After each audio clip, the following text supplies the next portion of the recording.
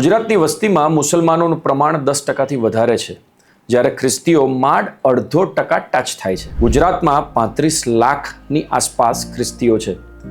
ખ્રિસ્તીઓની વસ્તી ઓછી હોવાનું કારણ શું તમને ખબર છે? ખ્રિસ્તી ધર્મ ઇસ્લામ કરતા જૂનો છે, પણ ગુજરાતમાં ખ્રિસ્તીઓ મુસલમાનો કરતા બહુ પછી આવ્યા. ગુજરાત પર મુસલમાનોના આક્રમણ 7મી સદીમાં શરૂ થઈ ગયેલા, જ્યારે ખ્રિસ્તીઓ છેક 14મી સદીમાં આવ્યા. મુસલમાનોની જેમ ખ્રિસ્તીઓએ તલવારના જોર ઉપર કોઈનું બી ધર્માંતરણ ના કર્યું.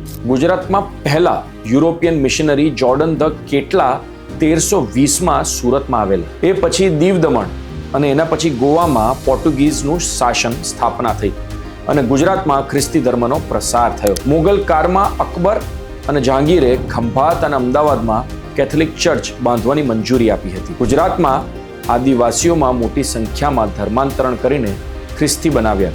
તેની શરૂઆત 1880માં આવેલી ચર્ચ મિશનરી સોસાયટીએ કરેલી હતી. પ્રોટેસ્ટન્ટ સંપ્રદાયને અનુસરતી સોસાયટીના કારણે શૈક્ષણિક સંસ્થાઓ અને મિશનરી હોસ્પિટલો વધી, તેથી ખ્રિસ્તી ધર્મનો પ્રભાવ અને વસ્તી બંને વધ્યા. ગુજરાતની આવી જ હિસ્ટોરિકલ રસપ્રદ વાર્તાઓ જાણવા માટે અમારું પેજ ફોલો કરવાનું ભૂલતા નહીં.